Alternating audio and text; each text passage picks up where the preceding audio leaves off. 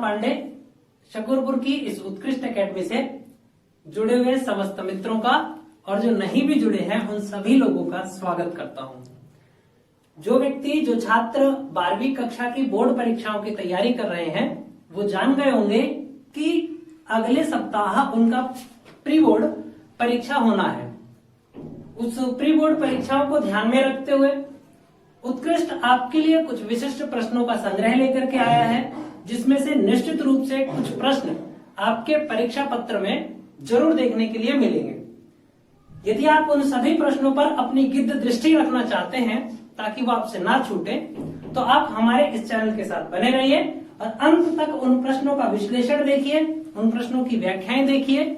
मैं कोशिश करूंगा कि एक प्रश्न से कई प्रश्न आप तक पहुंचाए जाएं ताकि उनसे संबंधित सभी प्रश्नों के उत्तर आप सावधानी से, सतर्कता पूर्वक, अच्छे से अपनी उत्तर पुस्तिका में लिख सकें और उसमें नियत अंकों को प्राप्त कर सकें।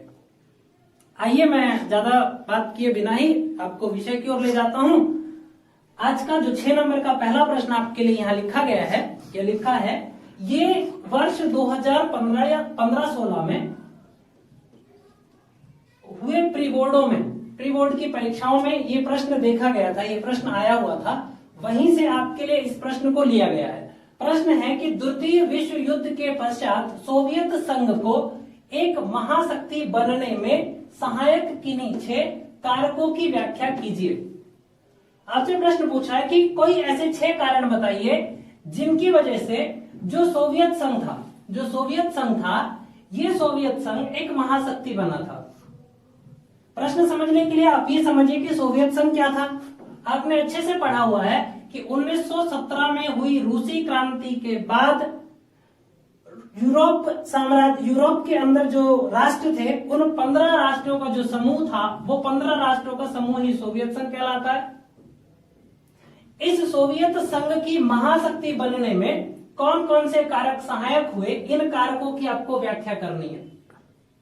एक यहां से एक प्रश्न और प्रश्न से ही ले लीजिए, तृतीय विश्व युद्ध। तो तृतीय विश्व युद्ध जब आपसे आएगा, आप से कहीं पूछ ले कि कब हुआ, तो ये आपको अच्छे से बताना है कि भाई 1939 से लेकर के और 1945 तक आपका तृतीय विश्व युद्ध हुआ था। ठीक, वेरी गुड। तो आपको बताना है कि इस 1939 से 1945 में इसके बाद सोवियत संघ कैसे एक महाशक्ति बना। इसका उत्तर दिया कि मजबूत अर्थव्यवस्था। आप खुद सोचिए कि कोई भी अर्थव्यवस्था या कोई भी राष्ट्र कैसे एक उन्नत राष्ट्र बन सकता है, कैसे महाशक्ति बन सकता है। आज अमेरिका है, रूस है, ब्रिटेन है, फ्रांस है, ये सारी महाशक्तियां हैं। ये कैसे बनी है महाशक्तियां? तो इन सबकी आप देखोगे तो एक मजबूत अर्थव्यवस्था है, एक उन्नत किस्म की अर्थव्यवस्था है। अर्थव्यवस्था में इनके कंपनियां, उद्योग धंधे बहुत उन्नत किस्म के हैं, जिसके कारण ये अंतर्राष्ट्रीय स्तर पर एक महाशक्ति के रूप में जाने जाते हैं। पहला पॉइंट आपका ये स्पष्ट हुआ, इसको आपको लिखना है। दूसरा, उन्नत संचार व्यवस्था। किसी भी बड़ी अर्थव्यवस्था के लिए, किसी भी महान अर्थव्यवस्था के लिए, शक्तिशाली अर्थव्यवस्था के लिए वहां की संचार व्यवस्था का दुरुस्त होना बहुत ज्यादा जरूरी है। और सोवियत संघ में, आपने एनसीईआरटी की पुस्तकों में पढ़ा होगा कि सोवियत संघ की जो संचार व्यवस्था थी वो अत्यंत उत्तम किस्म की थी, जिसके कारण सोवियत संघ एक महाशक्ति के रूप में आपके सामने दिखाई देता है। ऊर्जा के संसाधन, ऊर्जा में आपके पास तेल, जो ऊर्जा संसाधन है, उसकी बढ़त थी। ऊर्जा के अन्य संसाधनों पर भी सोवियत संघ की विशेष पकड़ थी, सोवियत संघ के पास वो मौजूद थे, जिसके कारण सोवियत संघ एक उन्नत अर्थव्यवस्था के रूप में जाना गया। इसके पास तेल, लोहा, स्टील आदि के विशाल भंडार उपलब्ध थे, जिसके कारण भी सोवियत संघ एक महाशक्ति के रूप में जाना जाता है। समस्त क्षेत्रों पर उसकी पहुंच थी। सोवियत संघ के जो 15 गणराज्य थे, उन 15 के 15 गणराज्यों में जो सुदूर गणराज्य स्थित थे, उन समस्त गणराज्यों पर अपनी उन्नत संचार व्यवस्था, अपने ऊर्जा संसाधनों और अपनी अर्थव्यवस्था के बूते पर ये उन समस्त क्षेत्रों में अपनी पहुंच को बरकरार रख पाता था, उन समस्त क्षेत्रों पर पहुंच पाता था, उन पर दृष्टि रख पाता था। उन्नत परिवहन व्यवस्था थी इसके पास, बहुत उन्नत किस्म की परिवहन व्यवस्था थी। हर जगह जाने के लिए रेल मार्ग की सुविधा उपलब्ध थी, अन्य परिवहन मार्गों की व्यवस्था उपलब्ध थी, सुविधा उपलब्ध थी, जिसके कारण सोवियत संघ एक महाशक्ति बना था।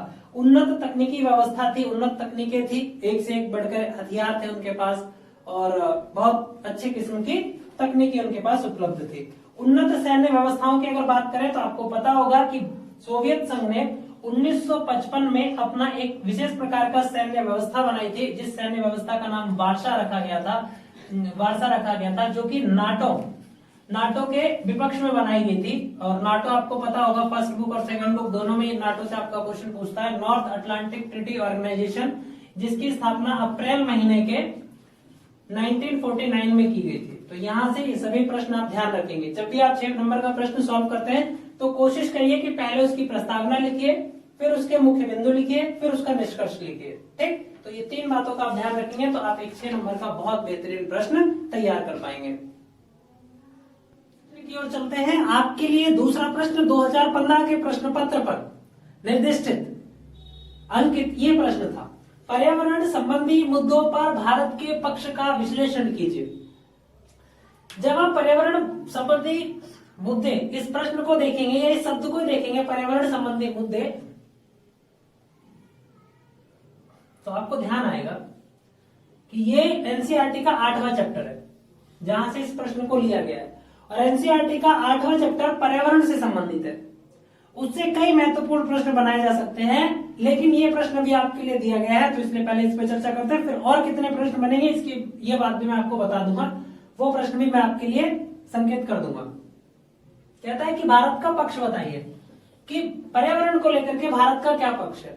आपने एक बात बहुत अच्छे से पढ़ी होगी कि जब भी कोई कॉन्फ्रेंस हुई पर्यावरण को लेकर के, जब भी कोई बात पर्यावरण को लेकर के कही गई, तो भारत ने वो वाला रुख अपनाया। कौन सा रुख? जो रुख भारत ने एनपीटी के लिए अपनाया था, परमाणु प्रसार संधि के लिए अपनाया था, कि भाई मैंने तो अभी कुछ किया ही नहीं, मैं क्यों परमाणु प्रसार संधि पर साइन करूं, बोला था ना भारत ने। ठीक वही बात वो पर्यावरण के लिए कहता है कि एक बात बताओ, जब हम अभी आजाद हुए, जब हमने पर्यावरण को कोई नुकसान ही नहीं पहुंचाया, तो हम पर्यावरण को क्यों संरक्षित करें और कितना संरक्षित करें? और यदि हम पर्यावरण को संरक्षित करेंगे तो अपना विकास कैसे करेंगे? क्योंकि आप ये निश्चित रूप से मान के चलिए कि यदि पर्यावरण का संरक्षण होगा, यदि पर्यावरण को आप संरक्षित करोगे तो विकास करने में दिक्कत आएगी, और यदि आप विकास की दौड़ में आगे बढ़ोगे तो पर्यावरण संरक्षित नहीं कर पाओगे। ऐसी स्थिति में भारत ने क्या पक्ष रखा, भारत क्या कहता है, उन पक्षों का आपको विश्लेषण करना है। तो भारत 3 जगह अपने पक्ष रखता है। पहला, क्योटो प्रोटोकॉल पर। क्योटो प्रोटोकॉल क्या है?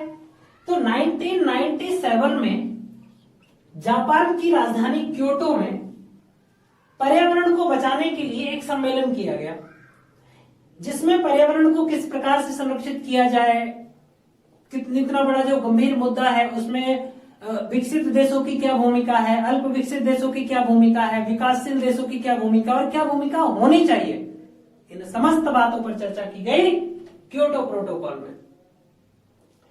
क्योटो प्रोटोकॉल में जब हस्ताक्षर हो रहे थे, समस्त देश इसमें बैठक में भाग ले रहे थे, भारत भी भाग ले रहा था, किंतु भारत ने 1997 में क्योटो प्रोटोकॉल की इस संधि पर हस्ताक्षर नहीं किया। क्यों नहीं किया? भारत ने बताया कि क्योंकि मैंने अभी विकास की तरफ एक कदम भी अपना बहुत अच्छे से नहीं बढ़ाया है, अभी मैं एक विकसित राष्ट्र हूं, अभी मैं विकास का स्वाद चख ही रहा हूं, तो यदि मैं क्योटो प्रोटोकॉल पर हस्ताक्षर कर देता हूं तो जो आपने इसके नियम और कानून बना रखे हैं वो सब मुझ पे आ जाएंगे और मैं विकास नहीं कर पाऊंगा। इसलिए भारत ने तत्कालीन परिस्थितियों में, मतलब 1997 में और इसके आसपास, इस पर हस्ताक्षर नहीं किए। ऐसा नहीं कि भारत ने इस पर हस्ताक्षर नहीं किया, भारत ने इस पर हस्ताक्षर कब किए? वर्ष 2002 में। भारत ने वर्ष 2002 में क्योटो प्रोटोकॉल पर हस्ताक्षर किए, और लेकिन हस्ताक्षर कुछ बाध्यताओं के साथ किए, कुछ चीजों से छूट लेकर के भारत ने इस पर हस्ताक्षर कर दिए। भारत ने स्पष्ट कर दिया कि भाई मुझे कुछ चीजों में छूट दे दीजिए, मैं अपने विकास के लिए कुछ पर्यावरण को नुकसान तो पहुंचाऊंगा, लेकिन इसके लिए मुझे छूट दीजिए, मैं इस पर साइन कर देता हूं। और 2002 में भारत सरकार ने क्योटो प्रोटोकॉल की इस वचनबद्धता पर हस्ताक्षर कर दिए, और यहाँ भारत का ये पक्ष आया कि भाई कुछ छूट मुझे चाहिए, कुछ क्षेत्रों में मुझे छूट चाहिए। कौन कौन से मुद्दे थे आप एनसीईआरटी की किताबों में उठाइए और उसको देखिए कि कौन से मुद्दे थे। अगर आप नहीं देख पाएंगे तो मुझे बताइए, कमेंट करिए, मैं आपको उसको ढूंढ के बताऊंगा। अगले पॉइंट की तरफ आइए। ग्रुप 8, ये भी पर्यावरण से संबंधित एक बैठक है, पर्यावरण से संबंधित एक समूह है जो पर्यावरण को बचाने, पर्यावरण को संरक्षित करने, पर्यावरण को रक्षित करने और भविष्य के लिए उसको बचाने में बहुत महत्वपूर्ण भूमिका निभाता है। 8 राष्ट्रों का ये समूह है, विकसित और विकसित राष्ट्रों को मिलाकर के। भारत ने इसमें भी यही बात कही। क्या बात कही? विकासशील जो भी ग्रीन हाउस गैसेस निकलते हैं उनको उसको कम करना। Very good. ये सम्मेलन ग्रीन हाउस गैसों से संबंधित था। ग्रीन हाउस गैसों से आपको पता है कि ग्रीन हाउस गैसों से जो हमारे आसमान में एक परत है जिसको आप ओजोन परत के नाम से जानते हो, ये ओजोन परत में छेद करती है ग्रीन हाउस गैसें, है ना। और इस ग्रीन हाउस गैसों का जितना ज्यादा उत्सर्जन होगा ये उतना ज्यादा नुकसानदायक है। तो ये बैठक इसलिए की गई थी कि समस्त देश मिल करके ग्रीन हाउस उत्सर्जन को कम से कम करने की कोशिश करें। लगभग 3.5 टन था और इसको कम करके कितना करने की बात की गई थी? 3.8 टन से लगभग कुछ 1.6 करने की बात की गई थी। पहले 3.8 टन था, फिर इसको 1.6 टन तक लाने की बात कही गई थी। लेकिन वही बात, जब अल्प विकसित देश या फिर विकासशील देशों ने जब ग्रीन हाउस उत्सर्जन पैदा ही नहीं किया तो वो क्या कम करें, और यदि कर भी रहे थे तो बहुत कम मात्रा में।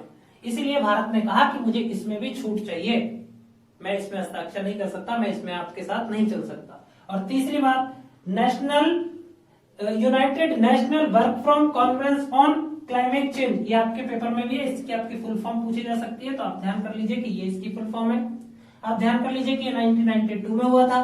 तो इसमें भी जो क्लाइमेट चेंज हो रहा था, इस क्लाइमेट चेंज में विकासशील देशों को ज्यादा जिम्मेदार माना गया। लेकिन विकासशील देश सबको एक साथ तौलना चाह रहे थे कि सारे देश एक साथ आ जाओ और एक साथ हम इसका बंटवारा करेंगे, मतलब हम एक साथ इसको बचाने की कोशिश करेंगे। तो ऐसा तो नहीं होता है ना, जब आपको कुछ मिला ही नहीं है तो फिर खाया पिया कुछ नहीं, गिलास तोड़े 12 आने, विकास कुछ हुआ नहीं और बस बचाने लग जाओ। पहले भाई विकास तो कर लो, फिर तो बचा ही लेंगे। तो इसमें भी वही बात सामने आई थी। तो भारत का पक्ष हर जगह यही रहा मोटे तौर पर कि जो करे वो भरे, ये भारत कहता है।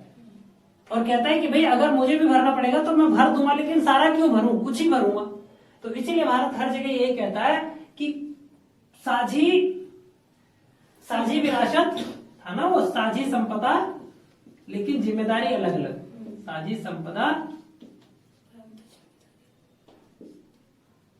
और जिम्मेदारी अलग अलग, जिम्मेदारी अलग। ये भारत का पक्ष है, ये भारत की शान है, ये भारत की जान है। यही बात भारत बार बार दोहराता है, किसी भी प्रोटोकॉल में यही बात दोहराता है कि भाई संपदा तो सबकी साझी है लेकिन जिम्मेदारियां अलग अलग, मतलब मैं उतनी बराबर की जिम्मेदारी नहीं निभाऊंगा जितनी अन्य देश निभाएंगे। और ये बात बिल्कुल ठीक भी है मेरे बच्चा। यदि आपने कोई नुकसान ही नहीं पहुंचाया है तो आप भरपाई किस बात की करेंगे?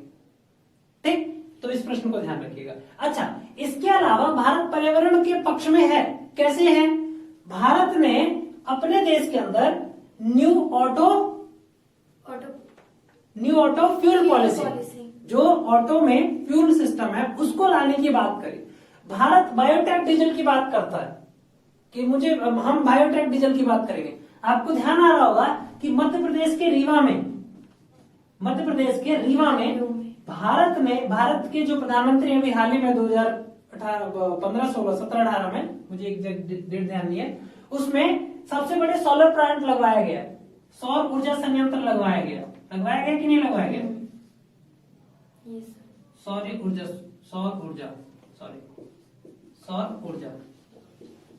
ये सबसे बड़ा प्लांट वहां पर लगवाया गया रीवा में। तो बताइए भारत पर्यावरण को बचाने की बात करता है या नहीं करता? भारत विश्व पर्यावरण दिवस पर कितने लाखों पेड़ वृक्ष हर चीज के संरक्षण की बात करता है, है ना? तो निश्चित रूप से पर्यावरण के पक्ष में भारत है। भारत का पर्यावरण को बचाने के लेकर के महत्वपूर्ण पक्ष है, ताकतवर पक्ष है। लेकिन ये वाला पक्ष सबसे ज्यादा प्रभावी है, इसको आपको पकड़ के रखना है। यही बात उसने क्योटो प्रोटोकॉल में कही, यही बात उसने ग्रुप 8 में कही, और यही बात क्लाइमेट चेंज में कही। न्यू ऑटो फ्यूल पॉलिसी लेकर के आया पर्यावरण को बचाने के लिए, सोलर प्लांट, डीजल पॉलिसी, और एक और बात रियो सम्मेलन। और रियो सम्मेलन की समस्त बाध्यताओं को, समस्त जो उसके नियम कानून है, नियमाचार है, उनको फॉलो करने की बात करता है। समझ लीजिए, एक प्रश्न और दे देता हूं मैं आपको कि रियो सम्मेलन क्या है। अगर आपसे ये पूछ ले तो भारत के जो ब्राजील की राजधानी रियो डी जेनेरी है, वहां पर 1992 में क्लाइमेट को बचाने के लिए, पर्यावरण को बचाने के लिए एक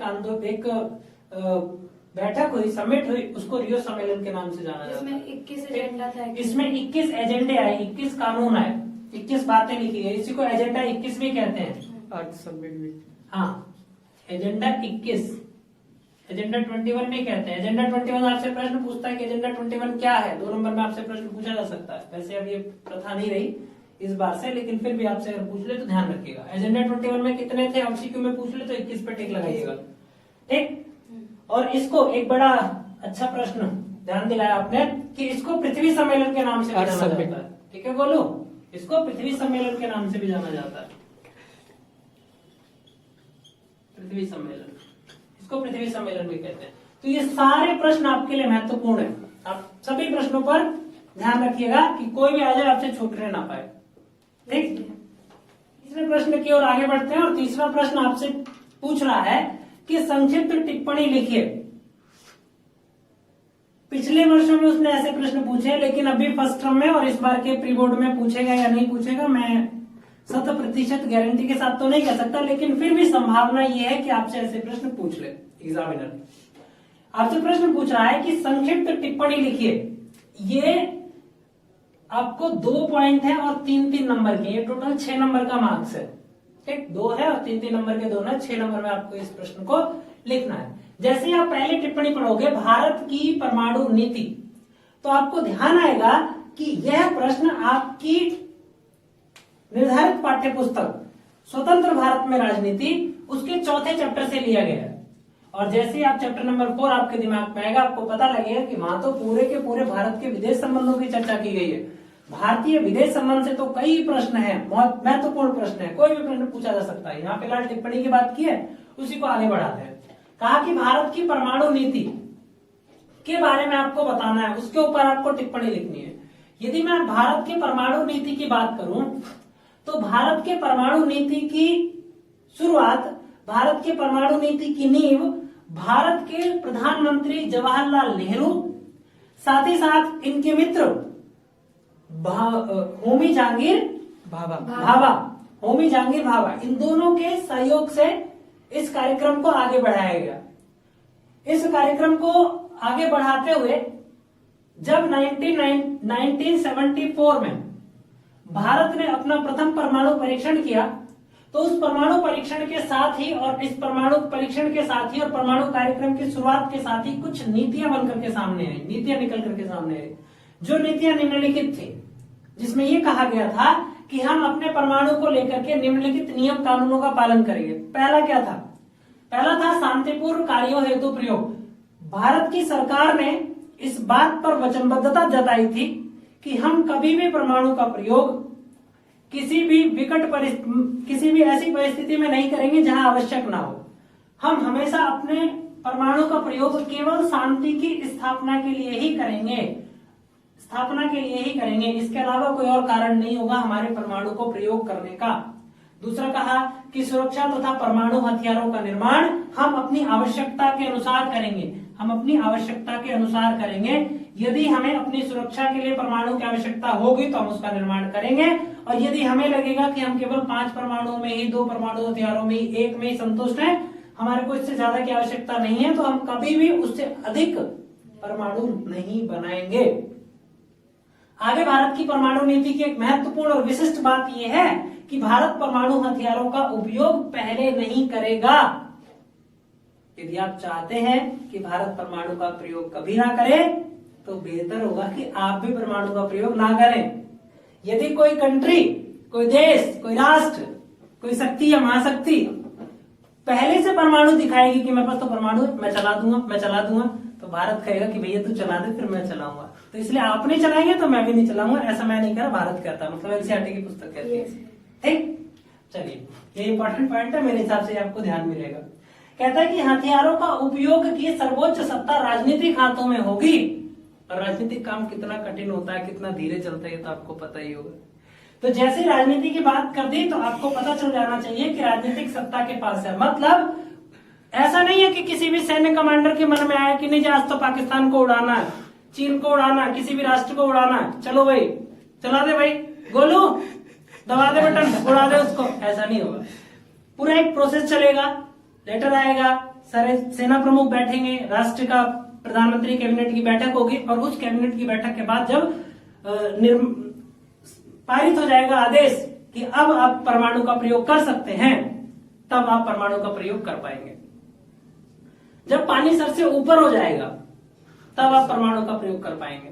सामान्य स्थितियों में भारत में परमाणु का प्रयोग संभव नहीं है। ये चीजें आश्वस्त करती हैं कि भारत परमाणु का प्रयोग सार्थक कार्यों के लिए करेगा हमेशा। ठीक है, इससे संबंधित कोई भी प्रश्न आपसे पूछे आप कर लीजिएगा। ये पहला परमाणु परीक्षण था जो 1974 में किया गया। भारत का दूसरा परमाणु परीक्षण 1998 में किया गया। भारत का दोनों परमाणु परीक्षण राजस्थान में एक जगह है पोखरण, इस पोखरण नामक क्षेत्र में किया गया। ये आपको ध्यान रखना है। 1974 का जो परमाणु परीक्षण था ये इंदिरा गांधी के शासनकाल में किया गया था, ये भी आपको ध्यान रखना है। ठीक, और इस परमाणु के आ जाने से भारत परफेक्ट 5, पावरफुल 5, G5, ताकतवर 5 में और उन जैसे देशों की श्रेणी में आने लग गया। परमाणु संपन्न राष्ट्र बिरादरी का राष्ट्र बन गया। यहाँ तक ये समझ आ गया होगा? Yes sir. मेरे हिसाब से यस सर। पहला ये वाला खत्म हो गया। दूसरा पॉइंट आपसे पूछता है कि विदेश नीति के मामले पर सर्वसम्मति। आप समझिए कि विदेश नीति क्या होती है। तो जब भी कोई राष्ट्र इस बात के निर्णय के लिए, इस बात की सहूलियत के लिए कि मुझे किस देश के साथ संबंध रखना है, कितना संबंध रखना है, कैसे संबंध रखने हैं, इसके लिए जब अपने नीतियां बनाता है तो उसको भारत की विदेश नीति कहते हैं, या किसी भी देश की वो विदेश नीति होती है। भारत की विदेश नीति जब निर्मित की गई तो भारत की विदेश नीति बहुत ही विकट परिस्थितियों में निर्मित की गई। भारत की आंतरिक स्थिति बहुत खराब थी। अंतर्राष्ट्रीय स्तर पर भी भारत को अंग्रेजों ने बहुत सारी विरासतें दी थी। पाकिस्तान के साथ युद्ध दिया था, है ना, विभाजन दिया था, बहुत सारी दिक्कतें दी थी और बहुत सारी चीजें परिवर्तित हो रही थी अंतर्राष्ट्रीय स्तर पर भी। ऐसे में जो भारत का राजनीतिक दल था, उन भारत के राजनीतिक दलों के बीच ऐसे कौन कौन से मामले थे जिन पर सर्वसम्मति थी। मतलब सभी लोग एक सुर में बोल रहे थे कि हाँ ये तो होना चाहिए, होना चाहिए, होना चाहिए, जिसके लिए किसी ने कोई बहस नहीं करी कि ये क्यों लेकर के आए, कैसे लेकर के आए, हम तो नहीं मानते। ऐसे कुछ सहमति के मुद्दे थे। अक्सर ऐसा राजनीति में होता है कि हर मुद्दे पर कोई ना कोई कमी निकाल ली जाती है। किंतु कुछ ऐसे मुद्दे भी थे जिन पर कोई कमी नहीं निकाली गई, उन पर सभी लोग सहमत थे। ऐसे लोग भी जो 9, 3, 13 थे वो भी सहमत थे। तो ऐसे कौन से मुद्दे थे जिन पर वो सारे सहमत थे? तो पहला मुद्दा था डमरू, राष्ट्रीय अखंडता का मुद्दा। राष्ट्रीय अखंडता का मुद्दा मतलब जितनी भी राजनीतिक पार्टियां हैं वो सारी की सारी पार्टियां यह प्रयत्न करेंगी कि राष्ट्र की अखंडता और राष्ट्र की एकता बची रहे। क्योंकि आपको पता है कि सरदार पटेल साहब के पसीने छूट गए थे लोगों को समझाते समझाते और लोगों को एक करते करते। उन 565 रियासतों को जिस व्यक्ति ने एक किया था वही व्यक्ति जानता था कि एकता क्या होती है, अखंडता क्या होती है, है ना। और राष्ट्र की वो सारी राजनीतिक पार्टियां, क्योंकि उस समय केवल कांग्रेस पार्टी मुख्य रूप से काम करती थी और लगभग सभी लोग उसे इंक्लूड थे, इसीलिए उनको ये पता था कि राष्ट्रीय अखंडता क्या होती है। और इस बात के लिए सर्व ने सहमति जताई कि भाई हम किसी भी कीमत पर अपनी अखंडता को खोने नहीं देंगे। भारत की प्रस्तावना भी तो ये कहती है कि हम भारत के लोग भारत को एक अखंड संप्रभुत्व संपन्न राष्ट्र बनाने के लिए, आती है ना इसकी लाइन, पढ़ लीजिएगा। चलिए अगला पॉइंट कहता है कि अंतर्राष्ट्रीय सीमा रेखा की सुरक्षा। किसी भी राष्ट्र, जितने भी राष्ट्रों के साथ हमारे भारत की सीमा लगती है, सीमा रेखा वाली जो बॉर्डर्स होते हैं, अंतर्राष्ट्रीय सीमा रेखा की सुरक्षा। जितने भी अंतर्राष्ट्रीय स्तर की सीमाएं हैं, जैसे चीन के साथ जितनी सीमा हम साझा करते हैं, पाकिस्तान के साथ जितनी सीमा साझा करते हैं, नेपाल के साथ, अन्य किसी भी राष्ट्र के साथ, तो उन सीमा की उसकी सुरक्षा हम निश्चित रूप से रखेंगे। और जितना खर्च हो, जैसा खर्च हो, जितनी आवश्यकता हो उतना खर्च करिए, लेकिन अपनी सीमा को बचा करके रखिए, सीमा को मजबूत रखिए ताकि वहां से कोई युद्ध ना हो। देखिए 1962 में एक गलती हुई थी हमसे, हमने चीन के साथ ये विश्वास जता लिया था कि वो युद्ध नहीं करेगा और हमने बॉर्डर पर अर्धसैनिक बल तैनात कर दिए थे। आपको ध्यान होगा, आप एनसीईआरटी पढ़िए, आपको पता लग जाएगा। अर्धसैनिक बल तैनात कर दिए थे और इस अर्धसैनिक बल की तैनाती के कारण चीन की सेना ने भारत की सेना को बॉर्डर पर कई किलोमीटर तक पीछे फेंक दिया था। और ये काम हुआ था नेपाल राज्य में। मैं आपसे पूछूंगा डमरू, नेपाल राज्य कौन सा है? अरुणाचल प्रदेश। Very good. तो अरुणाचल प्रदेश में ये पहला हमला किया गया था, हुआ। तो ये आप ध्यान रखेंगे कि सीमा रेखा पर सभी लोगों की सहमति थी कि भाई सभी जितने भी बॉर्डर्स हैं वो सारे के सारे इकट्ठे रहें, मतलब सुरक्षित रहें, मजबूत रहें। अच्छा, अगला कहा राष्ट्रीय हितों के मामले में यदि कोई मुद्दा राष्ट्रीय हित से संबंधित है तो उस राष्ट्रीय हित के मुद्दे पर सभी लोगों ने सहमति जताई। किसी ने भी विरोध नहीं किया, किसी ने भी ऐसा नहीं कहा कि नहीं नहीं इसको तो मत करो, ये गलत है वगैरह वगैरह, ऐसा किसी ने नहीं कहा। आज की प्रश्न श्रृंखला को हम यही खत्म कर रहे हैं। 3 प्रश्न आपको मैंने कराए हैं, जिसमें कई प्रश्न मैंने आपको दिए हैं छोटे छोटे। यहां से आपके एमसीक्यू क्वेश्चंस भी कोई बन सकता है। हो सकता है ये प्रश्न अभी 6 नंबर में है, आगे आपको 4 नंबर में आ जाए, 2 नंबर में आ जाए, ऐसा भी हो सकता है। तो इन प्रश्नों का आप अच्छे से रिवीजन कर लेंगे, पढ़ लेंगे और इस चैप्टर से संबंधित अन्य प्रश्नों को भी पढ़ लेंगे। मैं आगे कोशिश करूंगा कि आपके लिए और बेहतर वीडियोस लेकर के आऊं। आपका कमेंट सेक्शन मुझे बताएगा कि आप कितने वीडियो चाहते हैं, कितना मुझसे पढ़ना चाहते हैं, कितने मुझसे व्याख्याएं चाहते हैं और कितने प्रश्न मैं आपके साथ साझा कर सकता हूं। उत्कृष्ट के इस परिवार से, इस ऑनलाइन प्लेटफॉर्म से आप जुड़े रहिए और अपना प्यार मुझे देते रहिए, सब्सक्राइब करते रहिए, शेयर करते रहिए, ज्यादातर लोगों को पहुंचाइए। आपके 3 प्रश्न यदि किसी छात्र को पास होने की स्थिति में ला सकते हैं तो मेरे हिसाब से इससे अच्छा काम आपके लिए कुछ नहीं हो सकता। ये आपकी मित्रता और दोस्ती की एक अच्छी पहचान होगी। आप उसको ये वीडियो पहुंचाएं, वहां तक जाएं और ताकि वो इस परीक्षाओं में अच्छे अंक उत्तीर्ण कर सके। निश्चित रूप से अनिवार्य प्रश्न आप पढ़ते होंगे। आप इसलिए भी इन प्रश्नों की तैयारी करते रहिए। यदि आप कहीं और पढ़ रहे हैं, कहीं भी पढ़ रहे सही, किसी भी नोट से, बुक से, कहीं से भी पढ़ रहे सही, आप पढ़ते रहिए। बस इन प्रश्नों की प्रैक्टिस कर लीजिए बस, क्योंकि ये प्रश्न ऐसे महत्वपूर्ण प्रश्न है जो सीबीएसई बोर्ड द्वारा बनाए गए प्रश्न पत्रों में आए हुए हैं। ठीक, अगले वीडियो में मिलेंगे, तब तक के लिए नमस्कार। स्वस्थ रहिए, मस्त रहिए, व्यस्त रहिए।